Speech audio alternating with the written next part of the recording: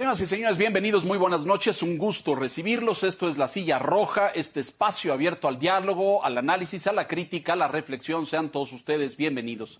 El día de hoy me da un enorme gusto recibir a un colega, un amigo, un compañero, Leonardo Curcio, quien es muchas cosas. Mi tocayo Curcio, el doctor Curcio, como es conocido, porque es académico, es investigador, es escritor, es comunicador también, que no periodista, tocayo querido, pero cobras de eso de vez en cuando. Bienvenido, muy buenas noches. Me siento muy afortunado de estar en esta hospitalaria silla roja, bastante cómoda, debo decir.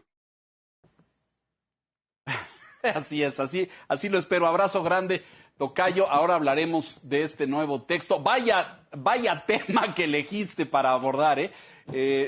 Don Enrique Quintana, muy buenas noches, bienvenido. Buenas noches, Leonardo Curcio, bienvenido. ¿Cómo estás?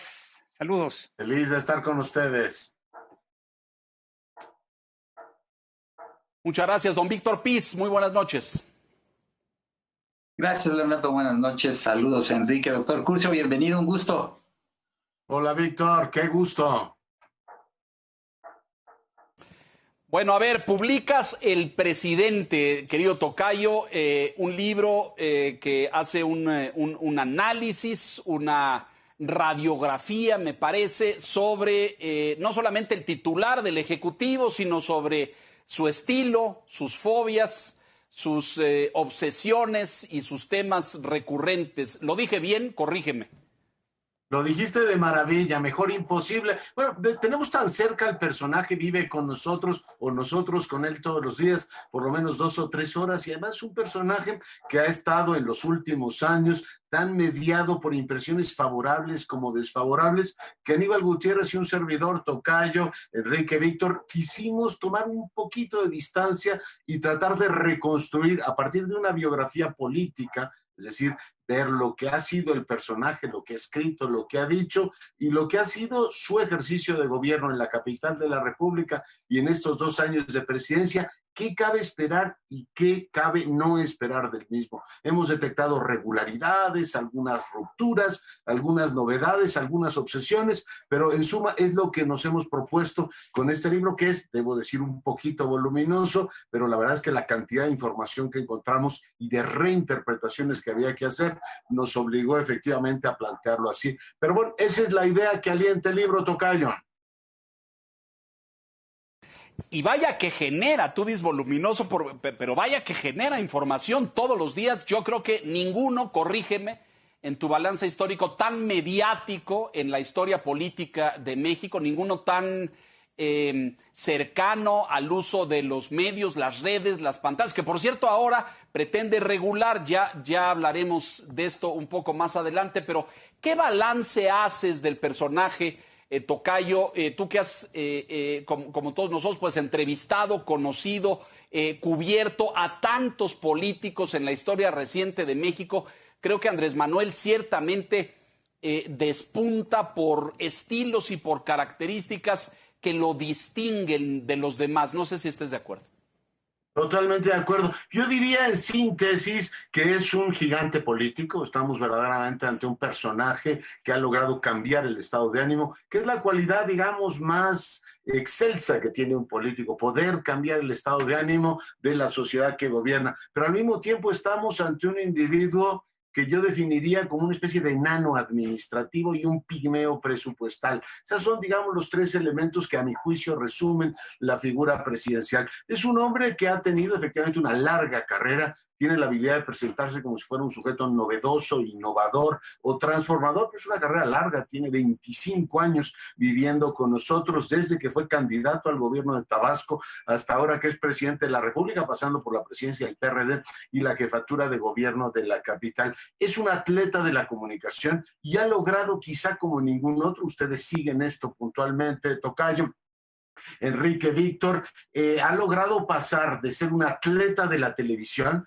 porque finalmente logra dominar el spot. La república del spot que tanto combatió se convirtió en el ecosistema que lo convirtió, que lo transformó en la gran figura nacional, a ser un hombre, una especie de todoterreno de las redes sociales, con las cuales hay algunas broncas en los últimos tiempos, pero es quizá el ejemplo del político que mejor transita de la videopolítica de Sartori a la política de las redes sociales, ¿no? Estilo efectivamente Trump. Creo que es un personaje complejo, es un personaje dilatado, es un personaje que tiene una enorme cultura histórica, pero al mismo tiempo, si me permites definirlo así, tiene una mirada muy profunda sobre la historia del país, pero al mismo tiempo muy estrecha. Hemos revisado buena parte de su bibliografía y sus discursos, y es un hombre que lee mucho, pero solo en una corriente. Es muy refractario a ideas que lo confronten a una visión alterna, desde la historia hasta, por supuesto, ahora como presidente, los futuros posibles que tiene el país.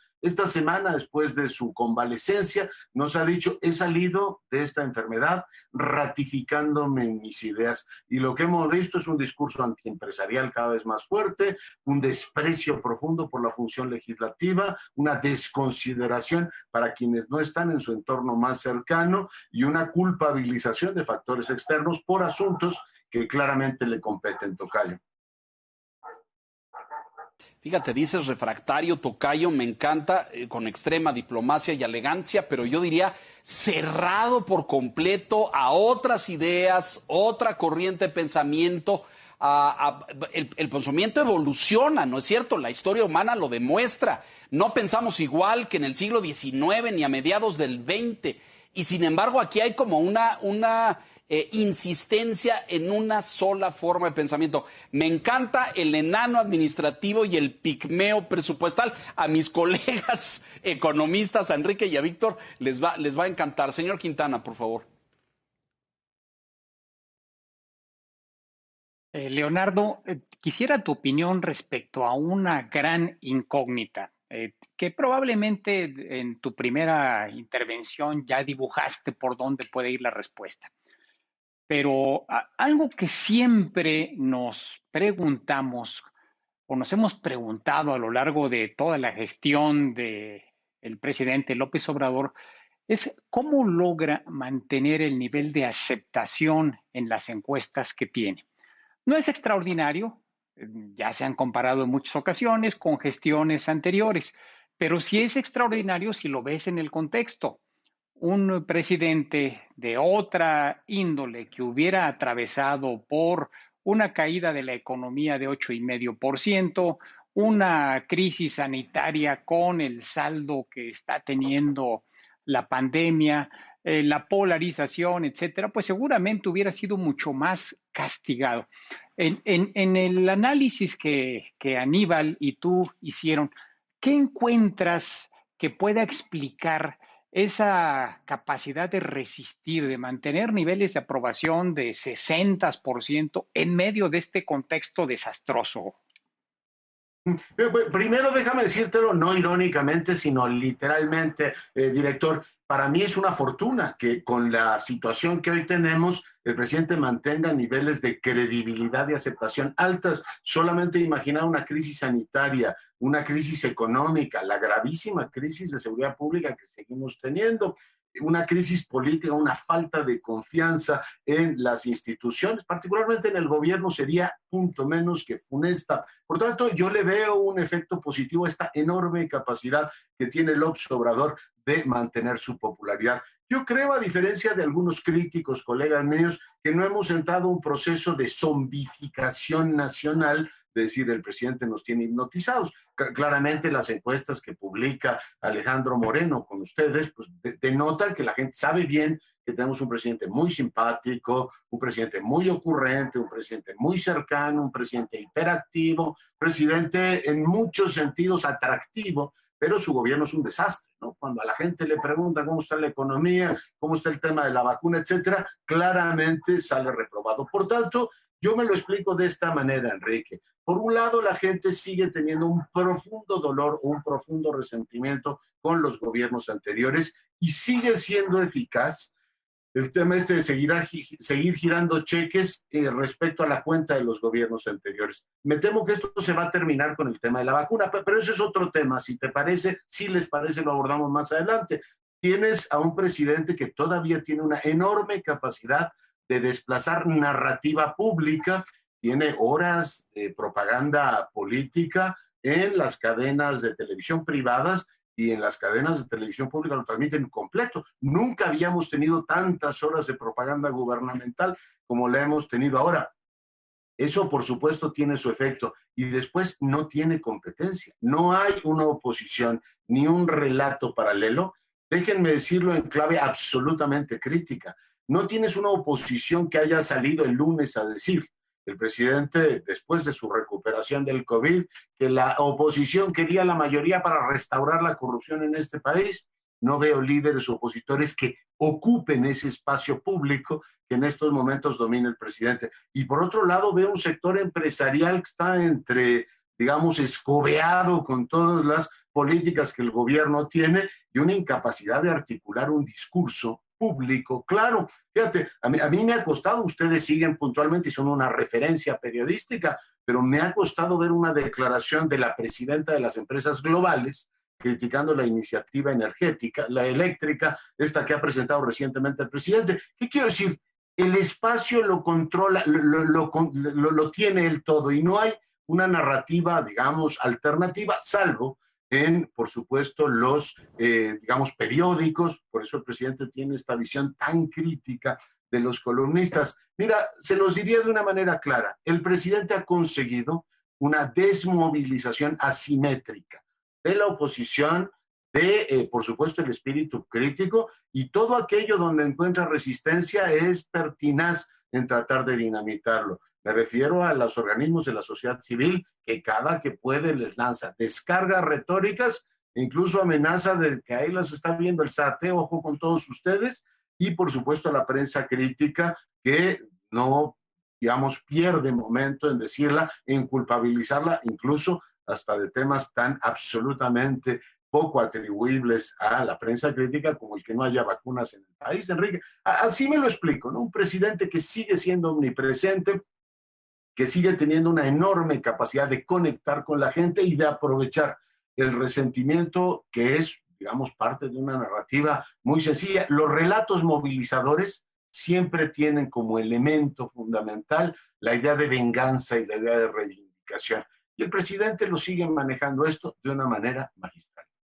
Y creo, tocayo, que ha dado, es decir, llevamos 2 años de gobierno y esta narrativa ha alcanzado para mantener estos niveles de los que hablaba Enrique. Tal vez para otros se hubiera acabado antes, pero hay un bono ahí que sigue gozando del respaldo y de la credibilidad de sus seguidores y de sus simpatizantes. Ya platicaremos más adelante, si quieres, de si piensas que le va a alcanzar, porque en algún momento, pues hay un desgaste, evidentemente, y a lo mejor ya la factura al pasado y a lo que nos dejaron, y eso se va a ir acabando, me parece, porque pues las vacunas siguen sin llegar y miles de mexicanos siguen perdiendo la vida. Víctor, por favor. Y gracias, doctor. Preguntar sobre cómo lleva la administración pública el presidente. Creo que es muy diferente el AMLO que conocimos como jefe de gobierno al AMLO como presidente de la República. La lógica administrativa de él ahora es claramente una concentración de responsabilidades en el Poder Ejecutivo, donde no hay secretarios con capacidad de autonomía. Fue muy evidente esto ahora que estuvo confinado por su contagio de COVID, de donde casi no hablaba nadie más que la secretaria de Gobernación que estaba ahí en las mañaneras. Y antes, como jefe de gobierno, pues era como muy notorio su pragmatismo. Y ahora lo que estamos viendo es un presidente en donde él tiene su estilo personal de gobernar centrado en sí mismo. Yo creo que administrativamente es un desastre este gobierno, porque el presidente dedica muy poco tiempo a la misma. O sea, él esta idea de que es digamos, al mismo tiempo que es presidente, comandante de las Fuerzas Armadas, o lo demás, es jefe de la administración pública, simple y llanamente le molesta. Bueno, de hecho en el libro decimos, él tiene el título de licenciado en Ciencias Políticas y Administración Pública. Si pudiera borraba lo de Administración Pública porque le molesta, se refiere a ellos como el elefante reumático, y no tiene expresiones de consideración para sus funcionarios, jamás. Les baja el sueldo, les quita el aguinaldo. Y bueno, de alguna manera lo logro entender porque el presidente, que es una especie de movilizador de la opinión pública, le gustaría que el ritmo de la administración fuese el mismo que el de la política. Decimos que es, siguiendo a José Ramón Cosío, un presidente performativo, porque él dice: ya no hay corrupción en México, y él cree que porque él lo dice, ocurre. En la administración suele suceder esto también, ¿no? Es decir, hoy declaro que los mexicanos han recibido todos apoyos sociales, y resulta que no. O dice que tantos millones de jóvenes han recibido la beca esta de Jóvenes Construyendo Futuro, y porque él lo dice en la mañanera, cree que ocurre. En la administración hay mil cosas que no necesariamente suceden porque su jefe lo dice. Hay complicaciones de todo tipo, hay reglas, hay todo tipo de elementos que explican por qué no se consiguen los objetivos en un momento. Por eso, déjenme decir, colegas, el presidente ha desarrollado esta especie de admiración por las Fuerzas Armadas, a las que no quería en absoluto. Dos gestos iniciales de su mandato. La primera es: no quiero Estado Mayor, o sea, no quiero que los militares me cuiden. Y la segunda, declaró en una famosa entrevista a La Jornada que si por él fuera, él disolvía el ejército.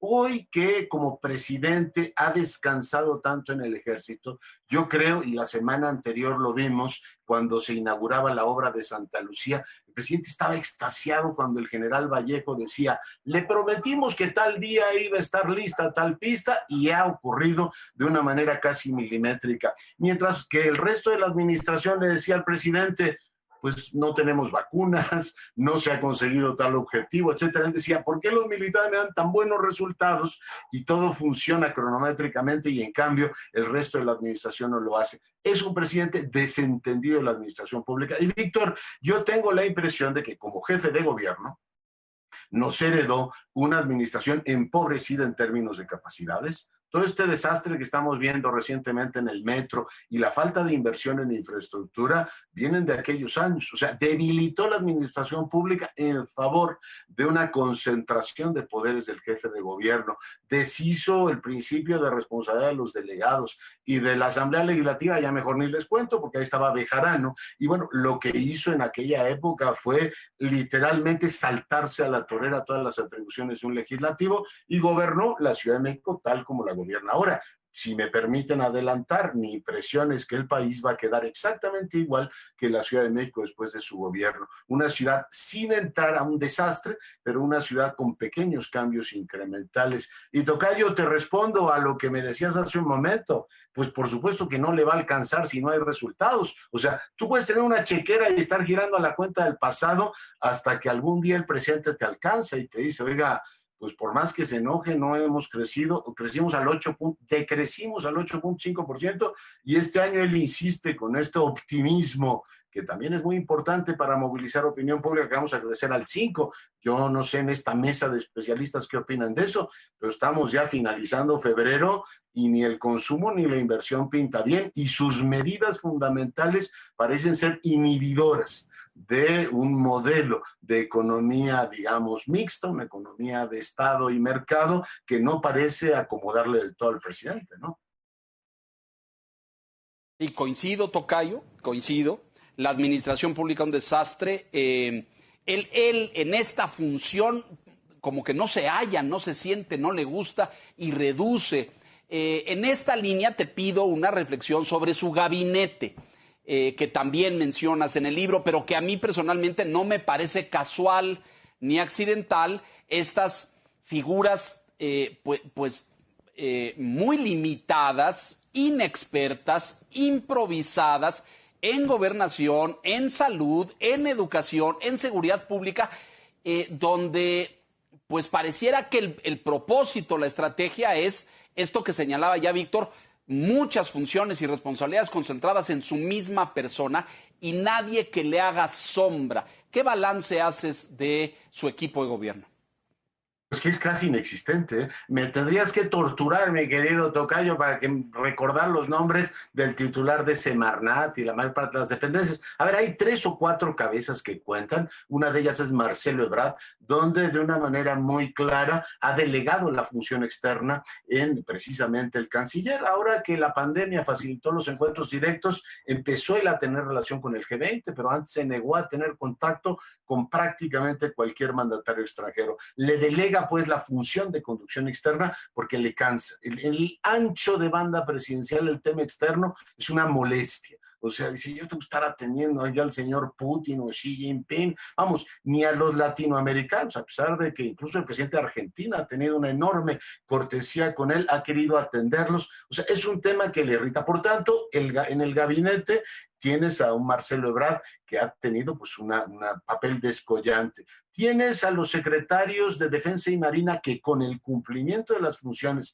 que para el presidente son muy importantes, ya me refería a la parte de la fase constructora, les tiene respeto, pero el resto de los secretarios, digo, en el caso del secretario de Salud, tiene a un subsecretario en funciones de jefe y el presidente no le dio ni siquiera la consideración al doctor Alcocer. O sea, de todas las, digamos, humillaciones públicas que alguien le puede hacer a un ministro de salud que ha sido tu médico, es ni siquiera darle la posibilidad de que dé el parte médico cuando te curó. No, el presidente dio el parte médico, al día siguiente, no es miembro de su gabinete, pero a Claudia Sheinbaum digo, no me voy a poner el tapabocas. Aunque la jefa de gobierno de la ciudad de la que el presidente es indudablemente vecino lo haya dispuesto, pues se dedicó a humillarle y decir, diga lo que quiera la doctora, a la que quiero con el alma, pero no lo voy a hacer. Por tanto, no tiene consideración por los ministros.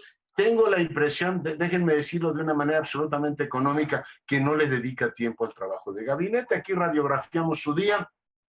En la mañana tiene pues las reuniones estas de gabinete de seguridad. Algún miembro nos confesó que son muy parecidas a las mañaneras. Le dan el informe general y después él habla unos 20, 25 minutos de la historia patria o de algunos otros episodios. Después tiene la mañanera, que es de 2 horas, 2 horas y media según el día. Después tiene, supongo que desayuna y descansará un momento, poco de trabajo, digamos, político, de revisión de los actos del día, un evento público, recepción de embajadores o de beisbolistas, lo que toque en la tarde y poquito más. Uno dice, ¿a qué horas le dedica el tiempo de gabinete? Bueno, nos lo dijo claramente cuando se fue Romo. ¿Yo para qué necesito jefe de oficina? Es decir, no hay trabajo de efectivamente administración, de revisar pros y contras, ver efectivamente cómo están los recursos y en términos más amplios, pues hacer ese aburrido trabajo de oficina que significa administrar a un país completo. Enrique, adelante.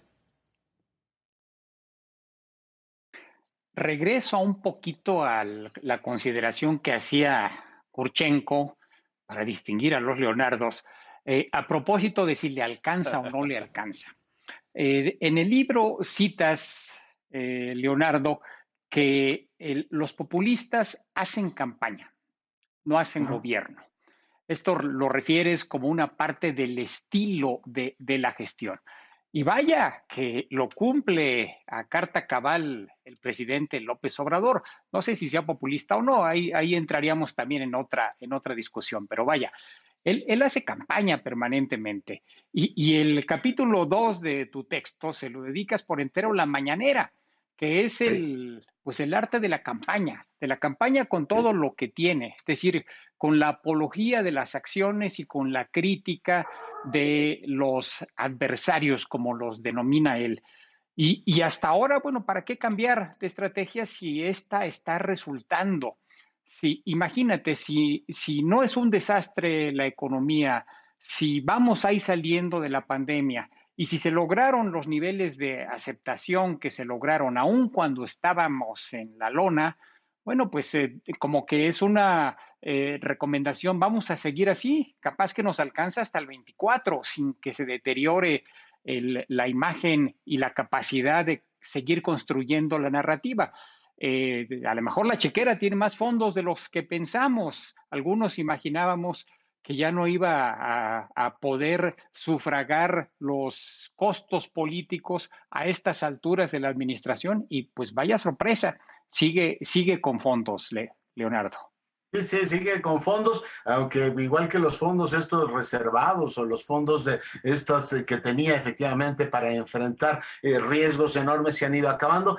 Puede ser, todo depende o no de una oposición bien organizada. En estos momentos tienes una oposición absolutamente desarticulada, no hay una figura pública que en la parte territorial le dispute. Alfaro ha querido ser, los gobernadores del PAN, pero no hay una figura pública actualmente que, como él lo hizo de manera magistral desde el inicio del gobierno de Fox, sea como la contraparte del presidente. No hay tal cosa, por tanto, no hay posibilidad todavía de construir un relato alterno. Es probable que le alcance, pero ciertamente los fondos se están efectivamente vaciando a pasos acelerados.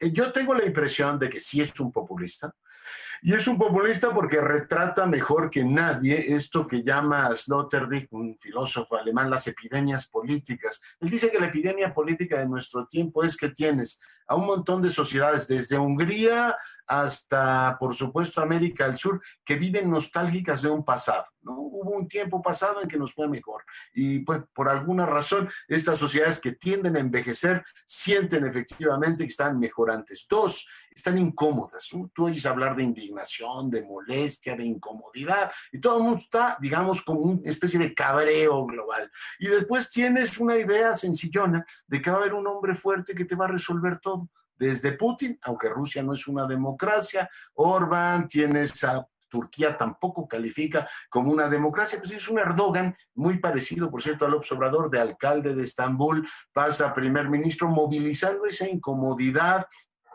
y movilizando esta sensación de que algún día fuimos grandes y lo vamos, por supuesto, a restaurar. El maestro de todo esto fue Donald Trump, ¿no? Vamos a hacer América grande como era antes y yo entiendo que ustedes estén molestos y yo estoy aquí para ayudarlos. Es un populista porque moviliza eso. Y como dijo una mujer fantástica que se llama Nadia Urbinati, los populistas, mientras mantengan esa, digamos, movilización de la opinión pública, lo último que quieren es gobernar. Ellos quieren seguirle diciendo a las poblaciones que hay soluciones sencillas para los problemas complicados. Abrazos y no balazos, vamos a crecer al 4%, la corrupción nos va a dar dinero suficiente para que se atiendan todos los problemas del país. Y poco a poco, todo esto se empieza a colapsar. Yo tengo la impresión, Enrique, que por supuesto, la vacunación pone a prueba todas las capacidades administrativas de un Estado que no ha podido poner ni siquiera a funcionar una página de Internet para el registro, que todo aquello que nos dijeron en diciembre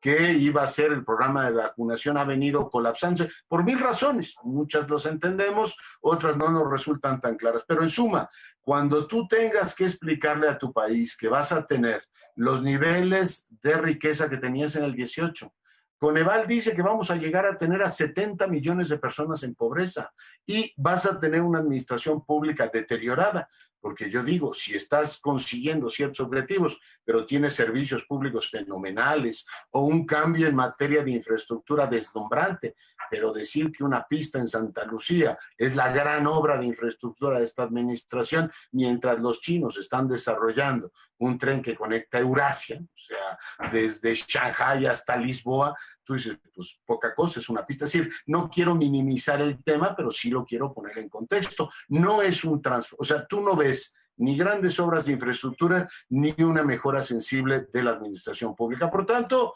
pues más que la cuarta transformación como tal, me temo que no le va a alcanzar con eso. Lo que vamos a tener en el 24 es una reiteración del discurso de que no le ha dado tiempo o que la mafia en el poder no le permitió gobernar. Es decir, el discurso victimista y vengador que hasta ahora le ha dado buen resultado. En lo que es un profesional en ese discurso, Tocayo, pero hay más, sí, no hay infraestructura, no hay, pero es una transformación que no transforma, porque esencialmente es el mismo aparato de gobierno derruido, deteriorado, disminuido, adelgazado en presupuesto, adelgazado en capacidad y experiencia profesional de los servidores públicos. Lo hemos visto como cuadros enteros que nos tomaron generaciones formar en comercio exterior, en diplomacia, en petróleo, los perdimos, se fueron, los expulsamos. Y este reiterado tema de la corrupción, pero me preocupan otras cosas, lo decías tú, el consumo se derrumbó, el turismo se cayó, el ingreso per cápita va para abajo, la salud va para... Es decir, pues a ver si la chequera da, pero esto de la movilización y el discurso creo que tarde o temprano va a pasar factura. Déjenme hacer una pausa aquí. Víctor Pires, regresamos contigo inmediatamente después del corte. Volvemos.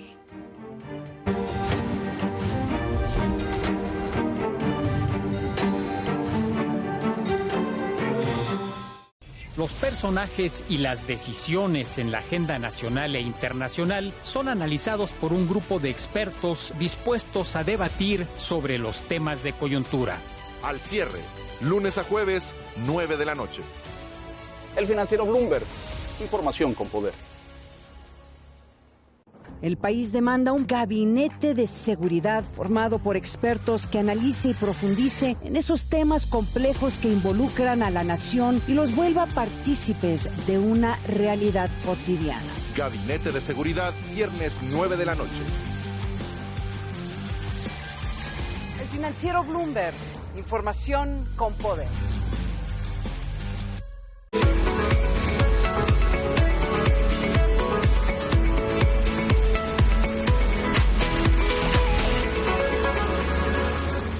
En el financiero sabemos lo importante que son las mujeres en nuestra sociedad, mujeres que luchan por hacerse escuchar, que trabajan día a día por una equidad laboral y económica. Son mujeres como tú las que mueven a este país. Y hoy más que nunca queremos reconocer tu entrega y valor. 8 de marzo, Día Internacional de la Mujer.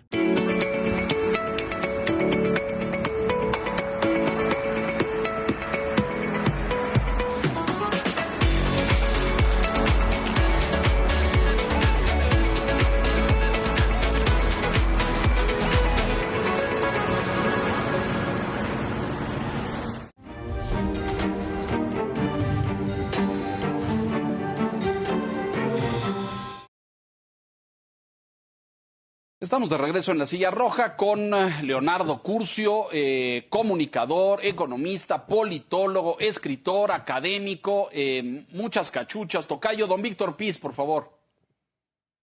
Gracias. El presidente Leonardo está decidido a llevar la transformación a buen puerto al final de su administración. La pregunta es si podemos esperar grandes cambios estructurales en lo que resta del gobierno. Pienso, por ejemplo, en materia fiscal, asumiendo que el presupuesto, tenemos un presupuesto de 6 billones de pesos, además es un presupuesto que está en un entorno de austeridad, no alcanza para atender las necesidades que teníamos antes de la pandemia, menos las actuales.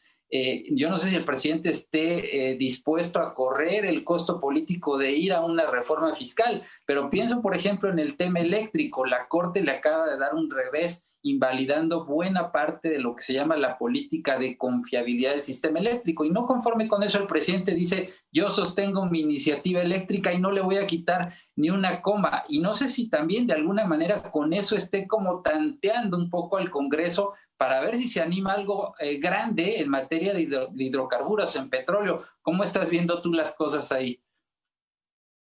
Para mí es tremendamente confuso eso desde el punto de vista político, porque por un lado tienes una, digamos, contracción de la inversión privada, me parece que fue del 12% el año pasado, tienes una estabilización de la inversión extranjera directa y tienes una inversión pública parada o en franco deterioro porque tienes cada vez más presiones presupuestales. Es decir, no te llega dinero privado y no tienes dinero público. Por tanto, meterte en una especie de utopía estatista de tratar de restaurar las empresas del Estado me parece increíble. Y me parece, como escribió hace algunos días en El Financiero Rolando Cordera, una especie de huida en un sentido desconocido. Cada vez, Víctor, que le tocan especialistas de todos los ámbitos, ya que hablo de Cordera, pues todos los que han estado en el nuevo curso del desarrollo desde que iniciaron le dijeron, presidente, una cosa es prometer, que es muy bonito a la gente decir, nos va a alcanzar para todos los objetivos que nos hemos planteado, reduciéndole el sueldo a los funcionarios, quitándole las pensiones a los presidentes y combatiendo la corrupción. Después de 2 años, los funcionarios no han tenido ni aguinaldo. Se supone que corrupción no hay, y hace 2 años que los expresidentes no cobran pensiones, incluso el uso, o el no uso más bien, del avión presidencial, y sin embargo no alcanza para los temas fundamentales, y pues todos los economistas serios le dicen, no hay manera de financiar determinados objetivos, y más si te planteas objetivos económicos que supondrían pues varios puntos del PIB en materia de inversión pública para sostener no solo esas obras, sino el crecimiento en general. Por tanto, me parece perturbador y creo que el presidente ha llegado a un callejón sin salida.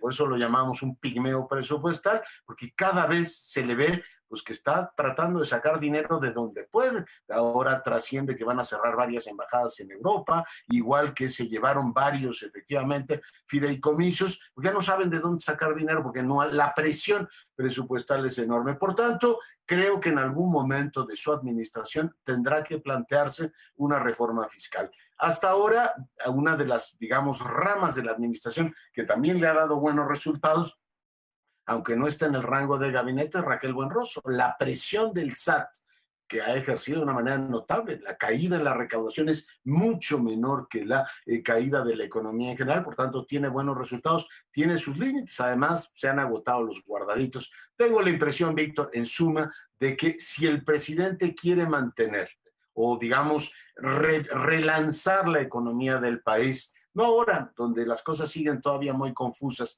sino a partir de su 3er año, todos estos proyectos son inviables si no se plantea una reforma fiscal. No veo cómo tampoco puedas, en medio de una recesión tan brutal y un decrecimiento como el que hemos tenido, plantearte también una reforma fiscal. Digo, el presidente tendrá que ver los datos, supongo que leerá el informe de Coneval o leerá el informe que le da la CONSAR, donde la gente está retirando de sus cuentas para poder sobrevivir, para poder completar el enorme deterioro que han tenido. Pero bueno, lo que creo francamente es que las cuentas no dan con esos objetivos. Por eso retomo lo que decía Enrique, tengo la sensación de que la chequera no va a alcanzar, y la chequera en materia de credibilidad va a enfrentarse pues a una realidad tosca y dura, y es que llegará un momento en el cual, como lo estamos viendo ya en los últimos tiempos, pues tienes que empezar a traer o a sacar dinero hasta debajo de las piedras, Víctor. Pero me parece, Tocayo, que el presidente ha sido un profesional en señalar culpables y responsables. Estamos así por los corruptos del pasado, por la ineficiencia, por la mafia, el poder, etcétera. ¿A quién le va a echar la culpa de cuando las cuentas no le salgan como tú acabas de demostrar con toda claridad? En esta mesa hemos discutido varias veces con Enrique el tema de la deuda, que para él es anatema, me parece, recurrir a financiamiento internacional. Creo que no. Por ahí ha habido 2 o 3 colocaciones de bonos de bajo perfil, como para no llamar mucho la atención y decir que él jamás va a endeudar el país, pero ese recurso, pues aparentemente no lo va a utilizar. ¿Y entonces qué? Es decir, ya no hay mucho de dónde sacar, ya se acabó todos los fondos de ahorro, Tocayo. ¿Sí? No, ya lo hizo. Bueno, dice que no va a endeudar, pero está endeudando. Además, cuando la economía se te contrae, como se está contrayendo esto, tu porcentaje de deuda respecto al PIB va creciendo. No hay, efectivamente, es una obsesión del presidente esto de no me pienso endeudar, cuando pues todos los economistas le han dicho de derecha o izquierda, se lo dijo hasta la CEPAL, que tanto se pule en tratar de complacer al presidente en todas sus, efectivamente, aseveraciones, que le ha hecho pues, un trabajo muy relevante, es decir, a ver, hay momentos en los cuales si el Estado es el actor económico más importante y tú tienes un deterioro, por ejemplo, como el que has tenido en el caso del sector turístico, pues el gobierno, si no recurre a endeudamiento, si no recurre a los mecanismos que tiene en ese momento, pues tú tienes las tragedias que estamos viviendo. Fíjense las trampas, ustedes las siguen mucho mejor que yo, las trampas discursivas y las fobias del presidente. Esto de no vamos a rescatar empresas. Acaba de tener la paradoja de que una empresa de aviación se le colapsa. Estamos a punto de que la segunda, la aerolínea bandera, se nos colapse porque el PIB turístico, yo no sé, Enrique, Víctor, Tocayo, ¿cuánto se va a contraer este año? Pero es probable que se contraiga 30%. Y si no tienes conectividad, tú vas a decir, ¿y qué pasa ahora? El presidente decidió no endeudarse y perdimos 2 líneas aéreas, perdimos un montón de empresas, perdimos un montón de cadenas y oportunidades. Vamos, hasta los cines están cerrando. Pues la verdad es que tú dices, esto que estaba muy bien como discurso en tiempos normales, con el desastre económico que ha generado la pandemia, el presidente ha demostrado que no se mueve de sus posturas, que es una de las constantes en su proceder ideológico, es decir, no importa lo que ocurra, yo sigo efectivamente en mi camino y de esta no se va a retirar. Creo que los costos van a ser enormes y de todas maneras el país va a quedar, digamos, endeudado. Y vamos a terminar, mis queridos colegas, con una paradoja enorme. El presidente decía que no podíamos tener gobierno rico con pueblo pobre. Ahora vamos a tener gobierno pobre con pueblo pobre, que creo que es la peor combinación que podríamos tener. La peor. Enrique, por favor. Leonardo, al correr la película hacia adelante en este ejercicio que hacen Aníbal y tú, estableces 3 caminos, 3 posibilidades. Dices, así puede terminar. El escenario José López Portillo, es decir, el escenario de 1982 con el desastre económico y financiero. La tendencia inercial descendente a la cual le atribuyen la mayor probabilidad y la tendencia inercial ascendente. O sea, la 4T pues va a ser una marca mercadotécnica muy interesante, pero pues no va a haber existido. Pero quisiera entender por qué no consideran como algo que puede suceder el fin al estilo JLP, por el hecho de que esto te da la oportunidad de encontrar responsables, así como pasó en 82. En 82 el desastre económico encontró responsables, que en aquel entonces fueron los banqueros, los que fugaron sus capitales, etcétera. Y el presidente les endosó la crisis. ¿No crees tú que es una posibilidad el hecho de que esto que decía Kurchenko, es decir, si hay posibilidad de que si las cosas siguen saliendo mal, bueno, pues les podemos endosar a los inversionistas y a los empresarios que no quisieron comprometerse con el país la responsabilidad de que las cosas hayan salido mal? ¿No lo ves así? Puede ser, sí, que por supuesto que puede ser, pero mira, es muy interesante este tema porque tiene que ver con la psicología y con la práctica política del presidente. Ustedes han hablado con él en varias ocasiones y hay un tema que tiene efectivamente, digamos, marcado en el fondo de sus entrañas. El presidente sigue convencido de que este país funcionaba de maravilla, que era el nacionalismo revolucionario y la estrategia de este desarrollo autocentrado eran punto menos que lo mejor, ¿no? Y bueno, adora a Ortiz Mena, me sigo preguntando por qué no se ha encontrado él un Ortiz Mena que lleve la economía y él no se mete en ella, pero bueno, ese es otro tema. Él vive obsesionado con que ese México era maravilloso y que Echeverría y López Portillo cometieron el grave error de descuadrar las grandes cuentas. Por eso vive obsesionado con no endeudarse y todo lo demás. Son los 2 elementos que intelectualmente más lo dominan. Y esto, él sabe que un presidente que devalúa no pasa la historia más que le puede echar la culpa, o López Portillo le puede haber echado la culpa a los sacadólares, todo lo demás, pero al final es un sexenio fallido. Y él lo tiene como un hombre de su generación perfectamente marcado eso. Por eso vive obsesionado con el tema de los presupuestos, y creo que ha sido una fortuna en equilibrio, aún en las peores condiciones, mantiene esto porque sabe que una devaluación enorme llevaría a la 4ª transformación que él quiere ubicar, no como cualquier gobierno, sino como una administración a la altura del arte, o sea, una parte, digamos, profundamente histórica, lo lleva en su personalidad como a contenerse.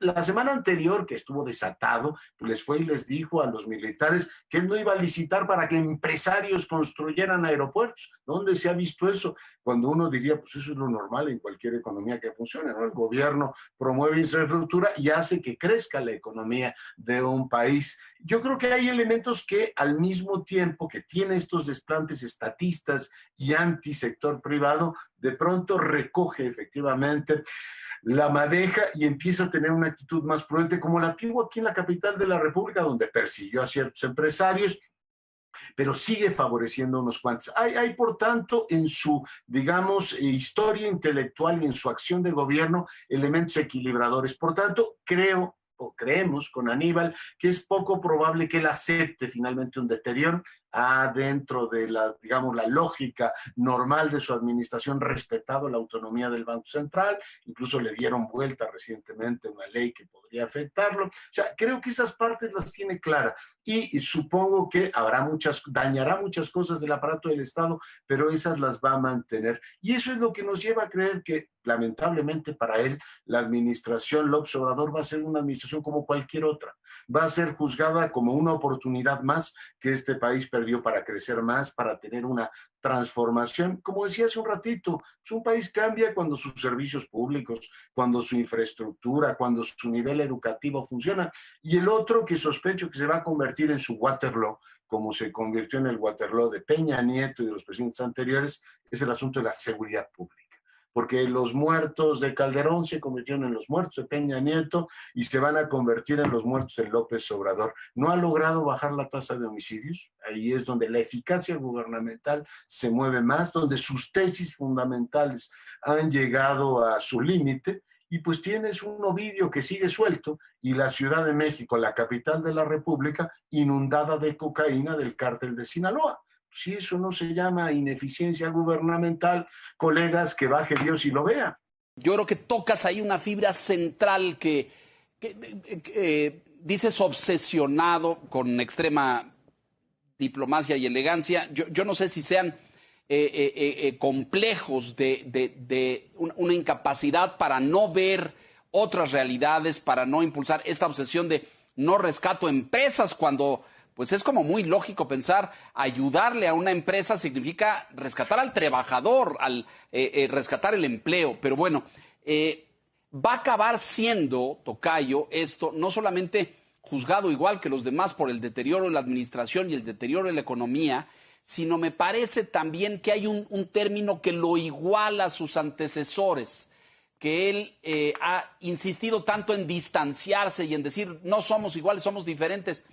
Pero él también tiene favoritos, tocayo. Y él también protege a algunos. Y ahí está el señor de la Jusco que dijo en estos días, no voy a pagar no sé si dijo, no voy a pagar nada cuando deje 40,000 millones de pesos en impuestos. Es decir, el señor López Obrador, como los políticos de antes, y como todos me parece, tuvieron sus favoritos y sus protegidos en el sector privado, tocayo.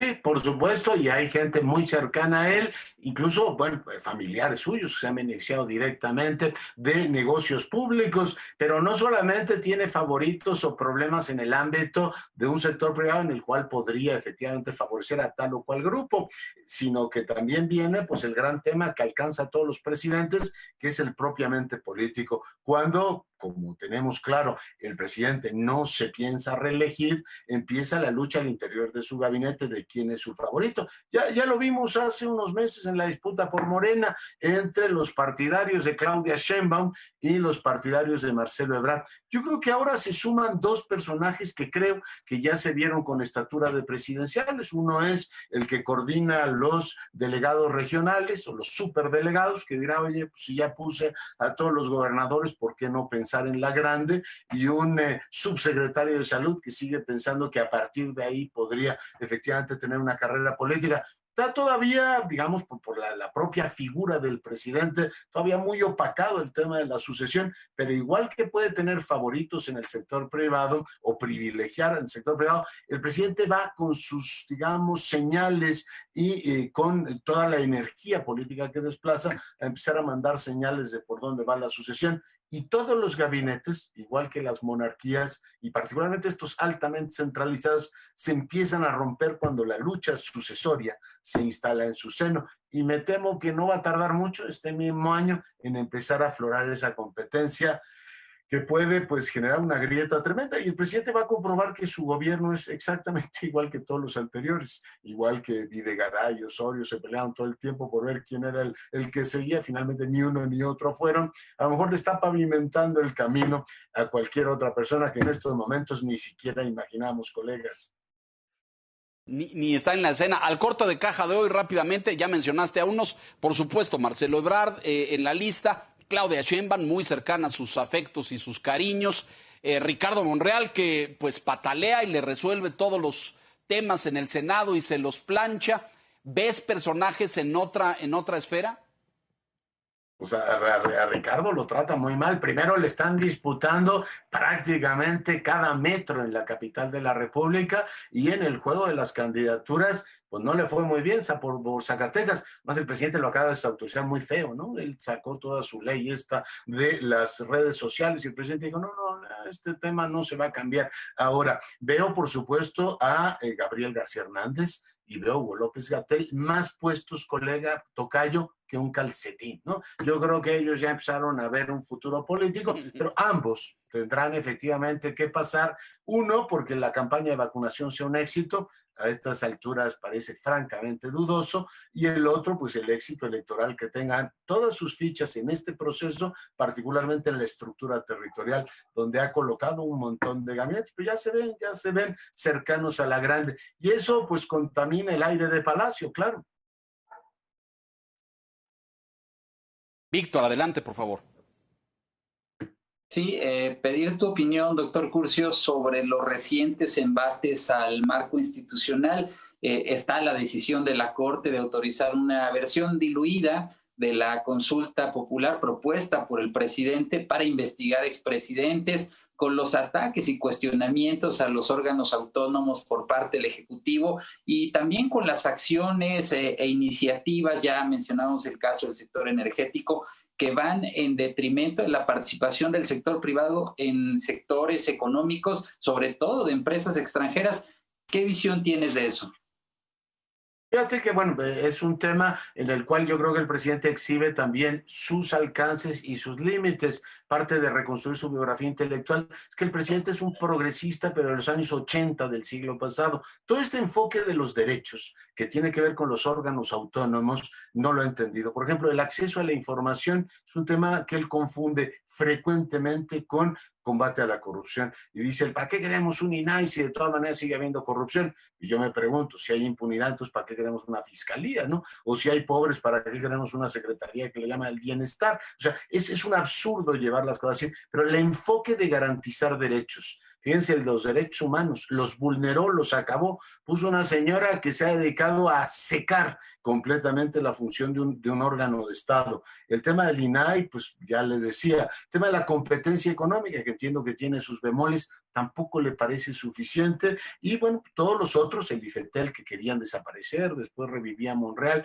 para la función reguladora de las redes sociales, no tiene una idea clara de para qué sirven. O sea, yo no, por supuesto, no me voy a poner, y menos con la amabilidad que ustedes me dispensan, a hacer filosofía política o teoría constitucional ahora, pero de los 80 ahora lo que han hecho todas las democracias es sacar de la función mayoritaria, que es la elección de gobierno, todas estas funciones que consideran centrales, telecomunicaciones, acceso a la información, por supuesto derechos humanos, de la lógica gubernamental, para darles una permanencia y garantizar así su continuidad. La más señalada de todas, pues el tema monetario, el tema del Banco Central, o la creación de información a través del INEGI.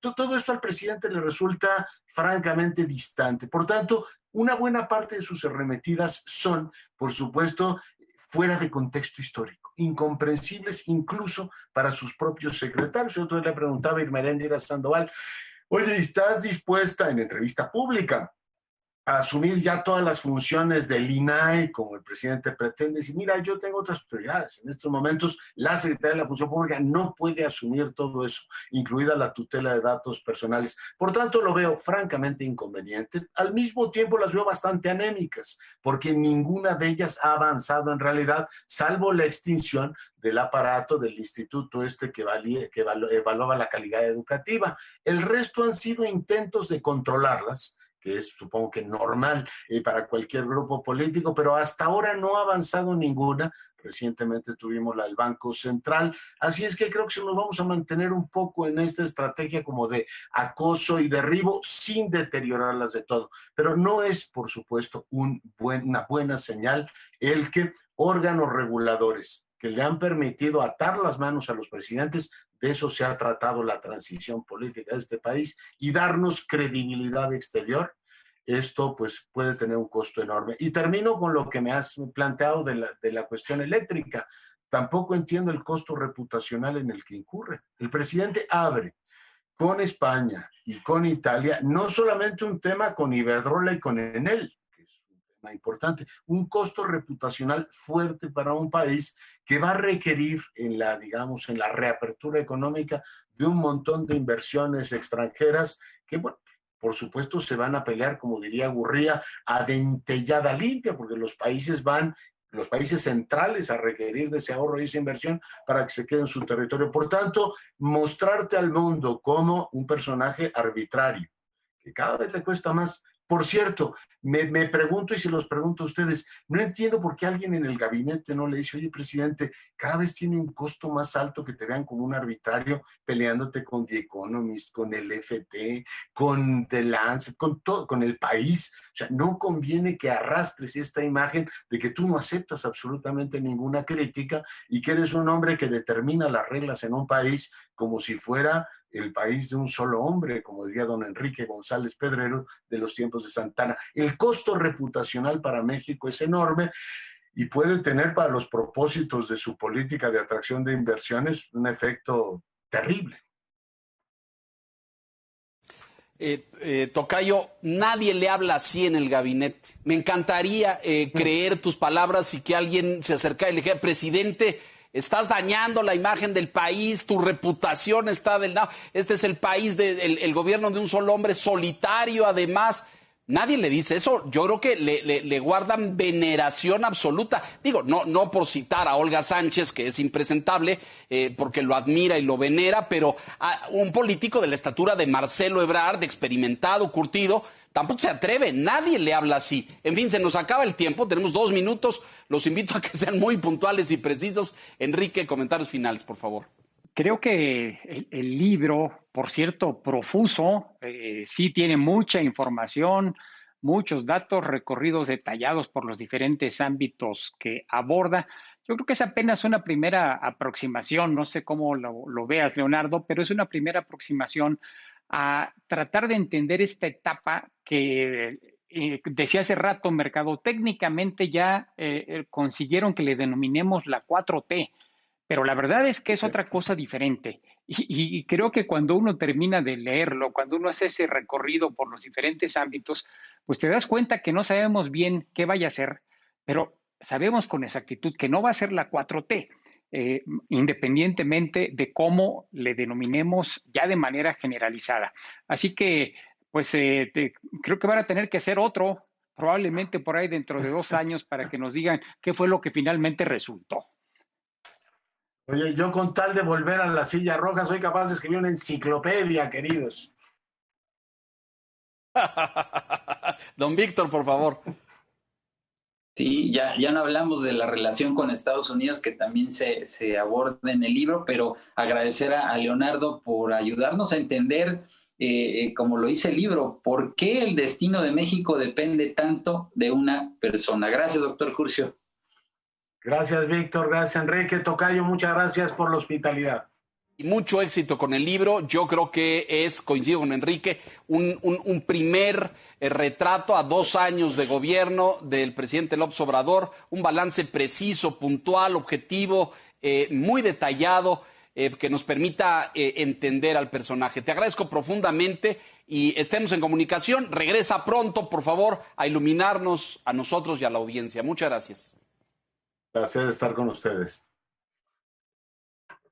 Víctor, gracias, muy buenas noches. Don Enrique, buenas noches. Y gracias a usted por la gentileza de su atención. No se despegue, aquí La Silla Roja puntualmente la semana entrante. Hasta entonces, gracias.